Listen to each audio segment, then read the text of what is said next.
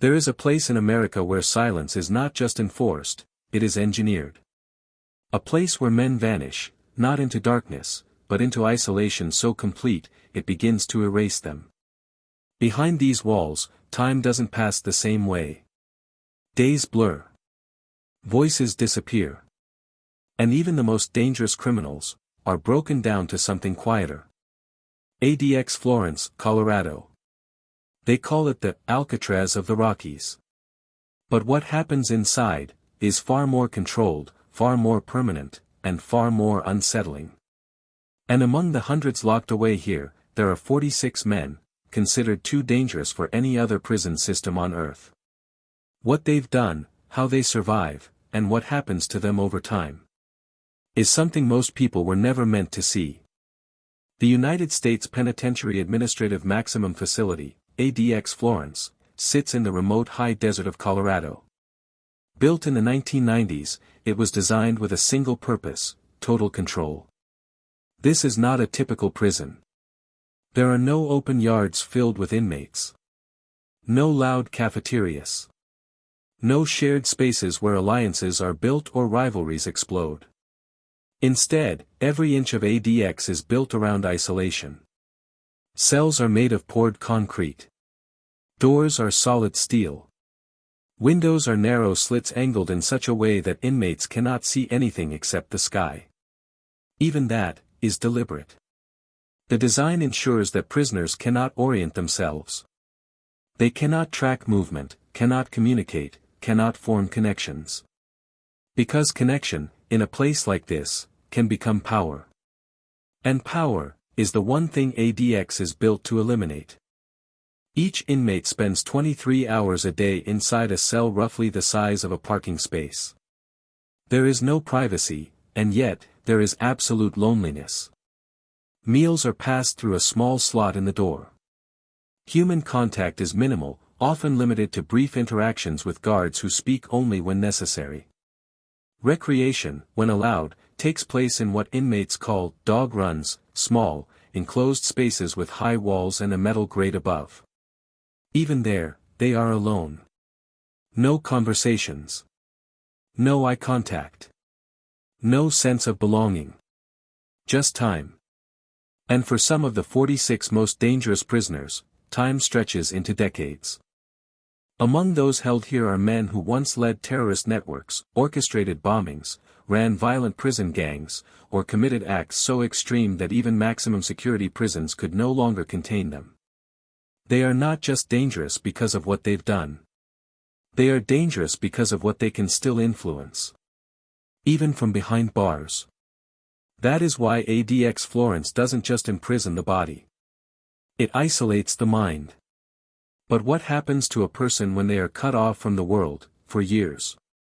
What happens when silence becomes the loudest thing you hear? The answer is not immediate. It builds slowly. And for some, it never stops. The daily routine inside ADX is almost identical for every inmate. Wake up. Eat. Sit. Wait. There is no variation. No spontaneity. No unexpected moments. Lights turn on at the same time every morning. Meals arrive at fixed intervals. Movement is tightly scheduled and strictly monitored. Even showers are controlled, typically limited to a few times a week, depending on the inmate's classification. Every action is predictable. And that predictability is intentional. Because unpredictability creates opportunity. And opportunity can lead to violence. But even in a place designed to eliminate risk, human behavior finds ways to adapt. Inmates begin to develop rituals. Some pace their cells for hours, walking the same steps over and over again. Others talk to themselves, or to imagined companions. Some exercise obsessively, using the limited space to maintain a sense of control over their bodies. And then there are those who simply withdraw. They stop speaking. Stop reacting. Stop engaging. They exist, but only just. Communication is technically forbidden. But where there are humans, there are ways. Inmates have developed methods to pass messages through the ventilation system, whispering into vents, tapping codes against walls, or sliding notes during rare movements. These messages are called kites. And even in a place built for silence, the kites still fly. Because information is survival. Knowing who is where. Knowing who has power. Knowing who can be trusted, or feared. Even here, power structures exist. But they are different. They are quieter. And far more dangerous. Some of the inmates inside ADX were once leaders of powerful prison gangs. Groups that operated with military precision. Organizations that controlled drug networks, extortion rings, and violent enforcement systems both inside and outside prison walls. Even in isolation, their influence doesn't always disappear. Because loyalty, once established, can outlast distance. Orders can still be passed. Messages can still be interpreted. Alliances can still be maintained. And sometimes, silence itself becomes a signal. But what happens when those systems begin to break down? What happens when a man who once commanded respect is left alone with nothing but his thoughts? For some, the mind begins to turn inward. And what it finds isn't always stable. Psychological deterioration is one of the most controversial aspects of ADX Florence. Critics argue that prolonged isolation can cause severe mental health issues, anxiety, depression, hallucinations, and cognitive decline. And inside these cells, those effects are not theoretical. They are visible. Some inmates begin to experience auditory hallucinations, hearing voices where there are none. Others develop paranoia, convinced they are being watched, even beyond the already constant surveillance. There are cases where inmates have engaged in self-harm, not always as an act of despair, but sometimes as a way to feel something, anything, in an environment that strips away sensation. And then there are those who simply lose their sense of time. Days blur into weeks. Weeks into years. Without social interaction, without natural light cues, without variation, the mind begins to drift. And once it drifts far enough, it can be difficult to bring it back. For the staff, working inside ADX Florence requires a different kind of discipline. There are no loud confrontations, no chaotic riots like in other prisons. Instead, there is constant vigilance. Every movement is monitored. Every interaction is calculated. Guards are trained to maintain emotional distance. To follow protocol without deviation. Because even a small mistake can have consequences. In a place where the inmates are considered the most dangerous in the system, complacency is not an option. But even for the staff, the environment has an effect. Long hours in silent corridors. Limited interaction. A constant awareness of who is behind each door. Over time, that pressure builds. And while the inmates are isolated physically, the psychological weight of the environment touches everyone inside. Among the 46 most dangerous prisoners held here, each has a story. Some are tied to acts of terrorism that changed the course of history. Others led violent organizations responsible for countless deaths. Some committed crimes so brutal, they defy easy explanation. But inside ADX, those stories are reduced to files. Numbers. Classifications. Because here, identity is not power.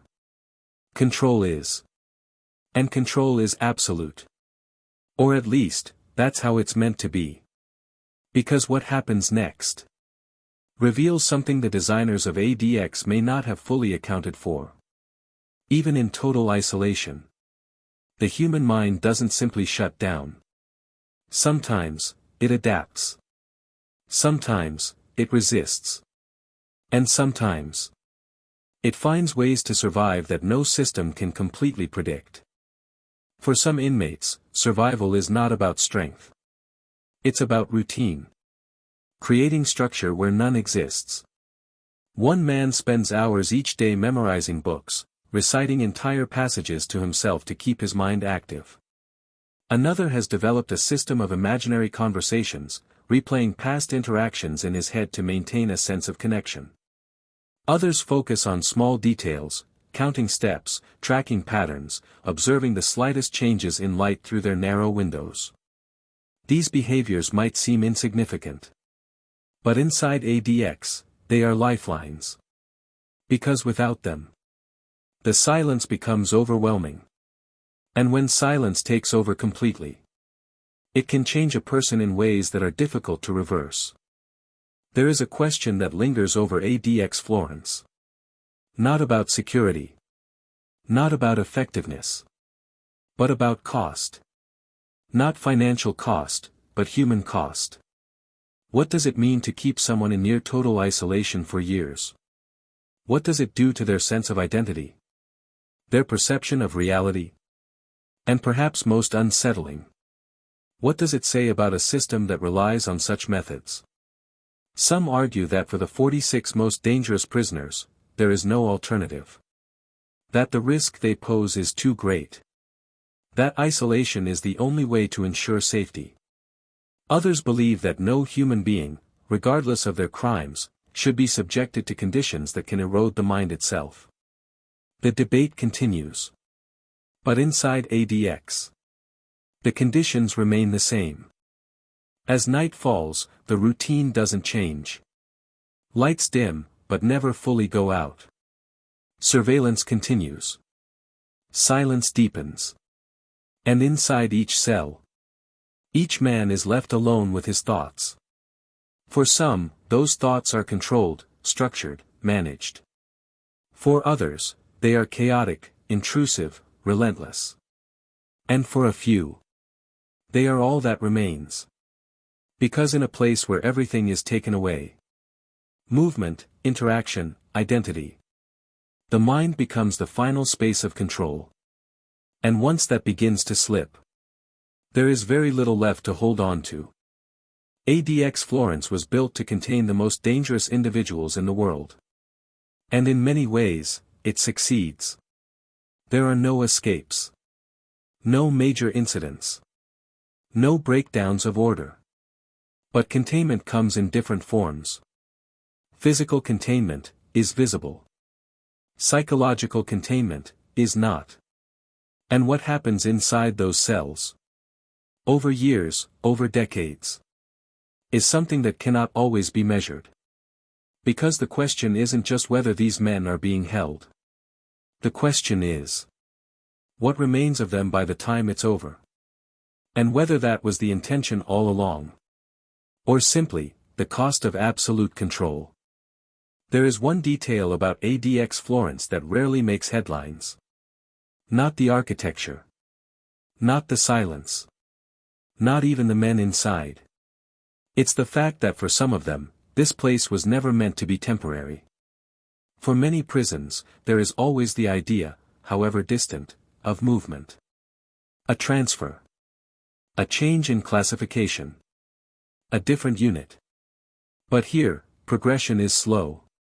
Almost invisible. And for the most dangerous inmates, it can feel like it doesn't exist at all. Inside ADX, prisoners are placed into different levels, each one representing a degree of restriction. The lowest levels offer slightly more movement. Limited interaction. Small privileges that, outside these walls, would seem insignificant. But to reach even that, can take years. Inmates must follow every rule. Avoid every infraction. Maintain absolute compliance. One mistake can reset everything. And for those considered the highest risk, the system is even more rigid. Because the concern isn't just behavior. It's influence. It's what they represent. Some of the men here have histories that extend far beyond their crimes. Networks. Ideologies. Leadership roles that once operated across countries, across systems, across entire organizations. Even in isolation, the fear is that influence doesn't disappear. It waits. And that fear shapes everything about how they are handled. Every action is documented. Every word, when spoken, is recorded. Psychological evaluations are conducted regularly, not just to assess stability, but to monitor change. Because change, in a place like this, can mean many things. It can mean improvement. Or it can mean something far more unpredictable. Some inmates begin to comply more over time. They follow rules. Engage in limited programs. Show signs of adaptation. But adaptation doesn't always mean recovery. Sometimes, it simply means acceptance. Acceptance of routine. Of silence. Of permanence. And that kind of acceptance can be difficult to distinguish from something else entirely. There are cases, rare, but documented, where inmates request to stay in isolation. Not because they prefer it, but because they no longer feel capable of functioning outside it. After years in a controlled environment where every moment is predictable, the idea of noise, of people, of unpredictability becomes overwhelming. Freedom, in its most basic sense, starts to feel unfamiliar. Even threatening. And that is one of the quiet realities of ADX Florence. It doesn't just separate people from society. Over time, it can separate them from the ability to return to it. The crimes that brought these men here are not forgotten. They exist in records, in reports, in the memories of victims and families. And for many, the existence of ADX represents a form of assurance. A guarantee that those responsible for extreme violence are contained. That they cannot harm again. That the system is capable of responding to the worst cases imaginable. But even that assurance carries a question beneath it. A question that doesn't have an easy answer. Is containment enough? Or is something else happening within these walls, that extends beyond punishment? Because when you remove a person from all social interaction, when you reduce their world to a concrete box, when years pass without meaningful human connection, you are not just controlling behavior. You are reshaping experience. Reshaping perception. Possibly even reshaping identity. And that raises a deeper question. Not about the inmates, but about the system itself. What is the goal? Is it security? Is it deterrence? Or is it something harder to define? There is no clear moment where ADX Florence reveals everything it is. No single story that explains it completely. Because it exists at the intersection of necessity and consequence. It is, in many ways, a response. A response to events that demanded control. A response to individuals who could not be managed elsewhere. But responses have effects. And those effects don't always stay contained. They extend outward. Into conversations about justice. About ethics. About what it means to hold someone accountable, without losing something in the process. Inside ADX, the system works. There are no escapes. No large-scale violence. No breakdowns of order. Everything functions exactly as designed. And yet, there is something about that perfection that feels incomplete. Because control, when taken to its absolute limit, leaves very little room for anything else. No unpredictability. No connection. No growth beyond what is strictly permitted. And in that kind of environment, the definition of survival begins to change. It's no longer about strength. Or dominance. Or even endurance in the traditional sense. It becomes something quieter. More internal. A negotiation between memory and reality. Between who someone was, and what remains. For the 46 most dangerous prisoners inside ADX Florence, their stories don't unfold in dramatic moments. There are no sudden turning points. No clear resolutions. Instead, their lives continue in fragments. In routines repeated thousands of times. In thoughts that cycle endlessly. In silence that stretches further than most people can imagine. And that silence is where the true nature of this place exists. Not in the walls. Not in the systems. But in what happens when a human being is left alone with themselves, for longer than anyone was ever meant to be. ADX Florence stands as one of the most secure facilities ever built. A place designed to hold those who could not be held anywhere else. And in that mission, it does not fail. But as the distance grows, as the walls fade into the landscape, another question begins to take shape. Not about whether these men should be here, but about what it means to build a place like this at all. Because in the pursuit of absolute control, there is always a cost. Sometimes it is visible. Measured in structure, in policy, in results. And sometimes it exists in ways that are harder to see. In the quiet spaces. In the unseen changes. In the parts of the human experience that don't leave a record. And those are the things that remain long after the doors close. Long after the routines settle. Long after the world outside moves on. Inside ADX Florence. Nothing escapes. Not the men. Not the silence. And not the question that lingers in the background of it all. What happens to a person when everything that makes them human is slowly taken away and never returned?